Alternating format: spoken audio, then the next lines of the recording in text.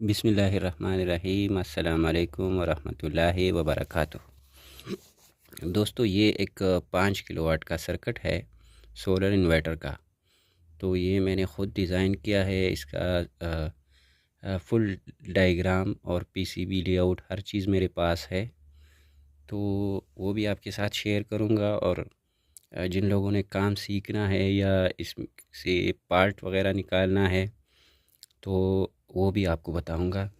और ये काम कैसे करता है। और इसके अलावा मेरे पास एक मैनुअल भी है, ये भी मैंने ख़ुद डिज़ाइन किया है। ये बहुत कम ख़र्चे में, थोड़े से पैसों में बन जाता है सोलर इन्वर्टर विदाउट बैटरी। तो ये भी मैंने ख़ुद ही डिज़ाइन किया हुआ है, सारा डिज़ाइन मेरा है। इसमें आप 12 वोल्ट 24 वोल्ट इन्वर्टर भी बना सकते हो। यहाँ पर एक ट्रांसफार्मर लगा के,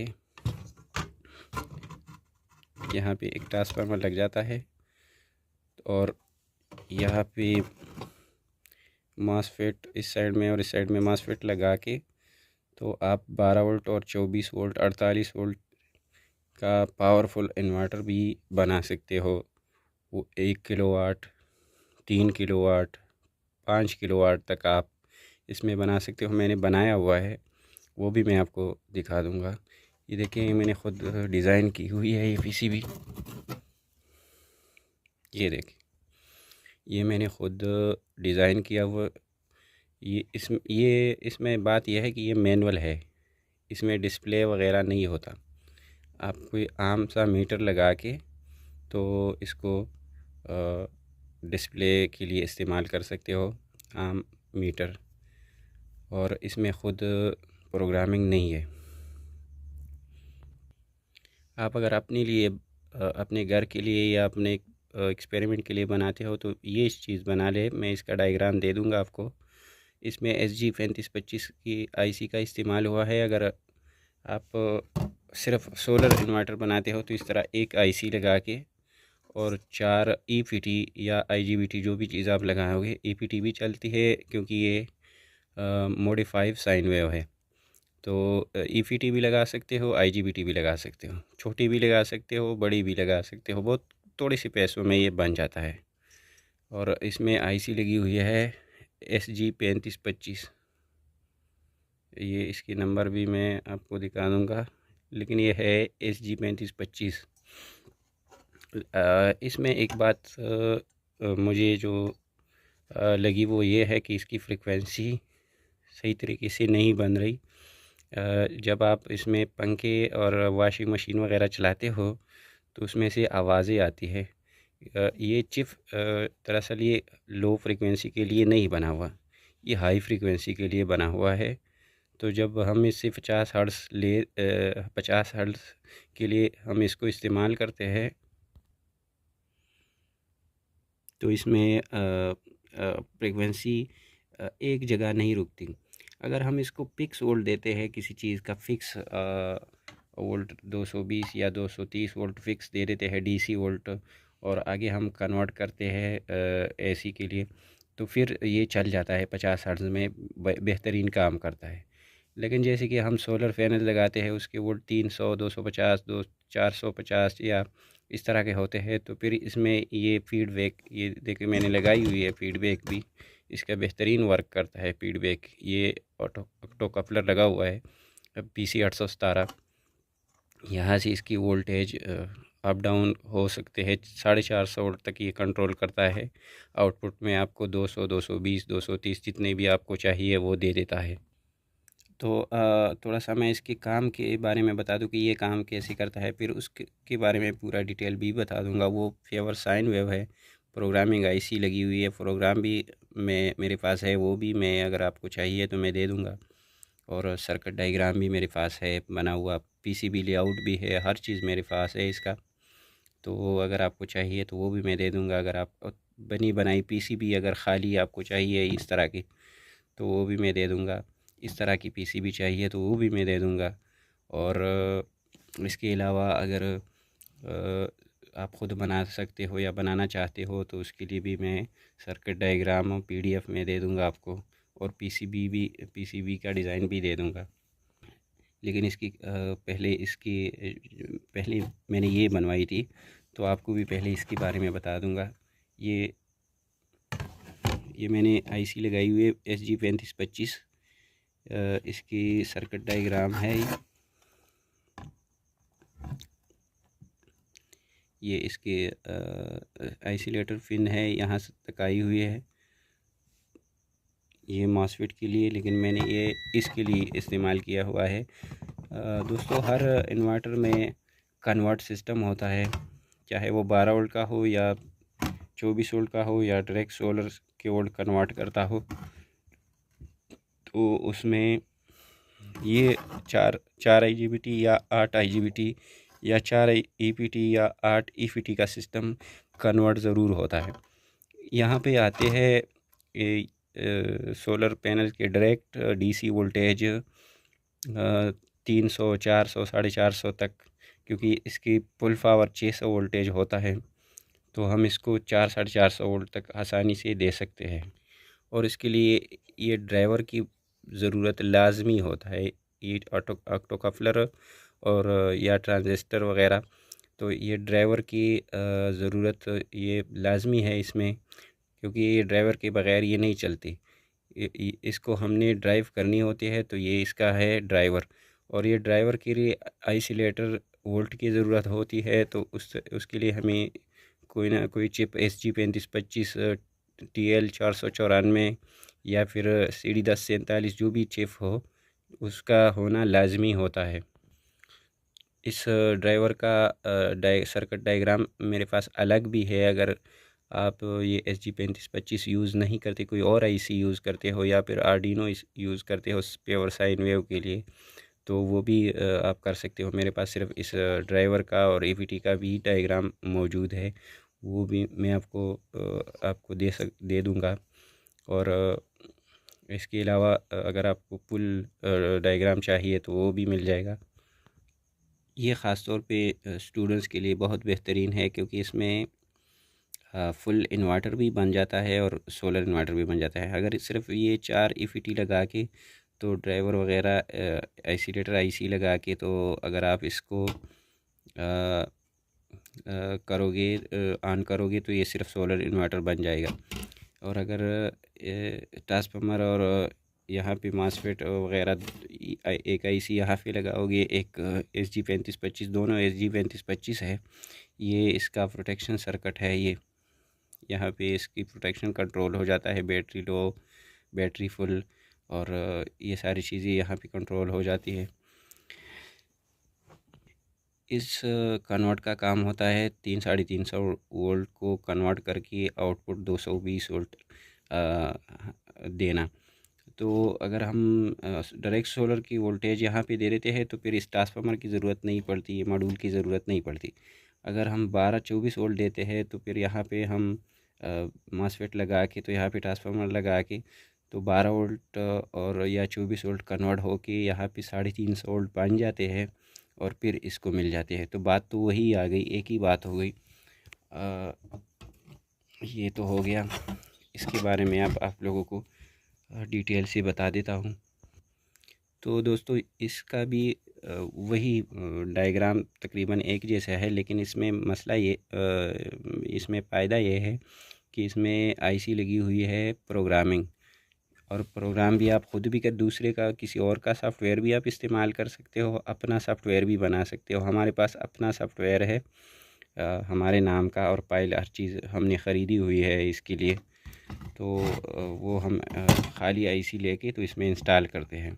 अच्छा, इसमें ये IC में भी काफ़ी सारी प्रोटेक्शंस है, और एम्पलीफायर के लिए हमने कंट्रोल करने के लिए यहाँ पे आम तौर पे लग जाते हैं। बाकी लोकल इन्वर्टर में भी लग जाते हैं, हमने भी लगाई हुई है 393 और 358।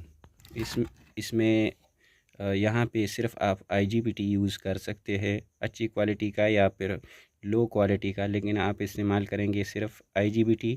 और हीट सिंक आप मोटा काफ़ी बारा हीट सिंक इस्तेमाल करेंगे, क्योंकि IGBT जल्दी गर्म भी हो जाती है, और हीट इसके लिए नुकसान भी करता है। तो इसके मुकाबले में EPT जल्दी गर्म भी नहीं होती और जब गर्म हो जाती है तो ख़राब भी नहीं होती। इसके लिए हमने पतला सा हीट सिंक का इस्तेमाल किया है और बेहतरीन चलता है। लेकिन आईजीबीटी के लिए आप इस तरह का हीट सिंक इस्तेमाल नहीं कर सकते। आईजीबीटी के लिए आप इस तरह का हीट सिंक इस्तेमाल करेंगे और ये प्योर साइन वेव कन्वर्टर है, ड्राइवर है, तो इसके साथ यहाँ पे एक कॉइल भी लगता है, 3 इंच का हम लगाते हैं और इसमें वाइंडिंग इतना करते हैं कि ये 3 मिली हेनरी होम्स इसमें आए। मतलब इतने चक्करें घुमाता है, तार की इतने चक्कर घुमानी पड़ती है कि 3 हेनरी डाई या 3 हेनरी कम से कम हो, तभी ही ये ज़्यादा लोड उठाएगा और प्योर साइन वेव में कन्वर्ट होगा। यहाँ पे एक कैपेसिटर भी लग जाता है 3.3 UF से लेकर 10 UF तक। इसका भी बहुत सिंपल ही डायग्राम है। ये कुछ कैपेसिटर लगी हुई है और ये आईसी लगी हुई है, इसके साथ ये एम्पलीफायर आईसी लगी हुई है। इसकी दोनों एम्पलीफायर यूज़ की गई है। ये देखिए इसमें कोई भी पिन खाली नहीं है, तो इसका दोनों एम्पलीफायर यूज़ की गई है। और ये आईसी है, ये इस पे डिस्प्ले भी है, प्रोटेक्शन हर चीज़ इसमें है। तो ये डायग्राम इसका भी मेरे पास है। वीडियो बहुत लंबी हो जाएगी, तो इसलिए मैं थोड़ा कोशिश करता हूँ कि जल्दी जल्दी बता दूँ और बाकी किसी और वीडियो में बता दूँगा। तो ये आउटपुट और इनपुट दोनों यहाँ से, ये दोनों रेजिस्टेंस जो लगी हुई है यहाँ से सेंस करती है। तो अगर आप में कोई मसला, अगर आपके इन्वर्टर में इस तरह का कोई मसला आता है, जैसे कि सोलर का वोल्ट कम दिखा रहा है या अंडर वोल्टेज में जा रहा है या ओवर वोल्टेज बता रहा है या आउटपुट पे 220 की जगह 250 60 वोल्ट निकाल रहा है, तो आप इन दो, ये तीनों रेजिस्टेंस, ये दो ये लगी हुई है, साथ में एक ये भी लगा हुआ है, ये वाला, ये एक ये रेजिस्टेंस है, एक ये है और एक ये है। तो ये यहाँ पे आ जाती है इस एम्पलीफायर को 393 की, और फिर वापस मिल जाती है ये आईसी को। तो ये सेंस करके तो उस हिसाब से आउटपुट निकालती है।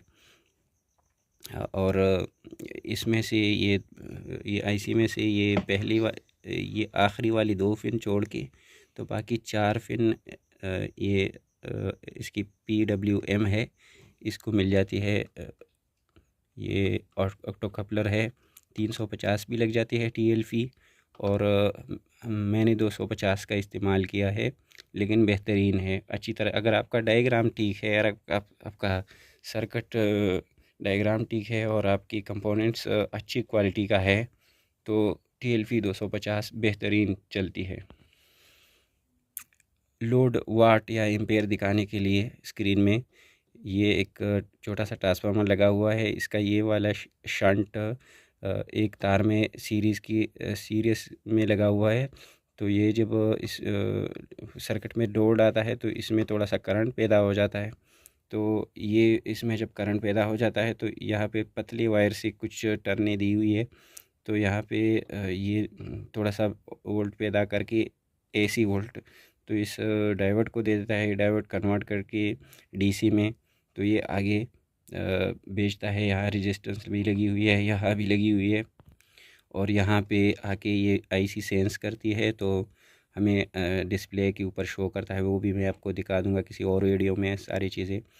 और यहाँ पे हम 250 से लेके 450 वोल्ट तक नेगेटिव पॉजिटिव देख के लगाते हैं, और यहाँ पे हमें 220 वोल्ट आउटपुट मिल जाते हैं जब हम यहाँ पे कॉइल लगाते हैं। उसके बाद जब यहाँ पे कॉइल नहीं होता तो यहाँ हमें कोई वोल्टेज नहीं मिलती। हमें स्क्रीन पे तो डिस्प्ले पे शो तो करता है, लेकिन आउटपुट में वोल्ट कोई नहीं मिलता। ये टोटल जो सर्किट है, ये वाला आईसी और ये एम्पलीफायर वगैरह, तो ये 5 वोल्ट पे चलते हैं। इसके लिए हम 5 वोल्ट से ज़्यादा इस्तेमाल नहीं कर सकते, इसलिए ये आईसी लगी हुई है 7805। तो इसमें 15 वोल्ट आ जाते हैं और ये 5 वोल्ट निकाल के तो ये तीनों आईसी को दे देते हैं।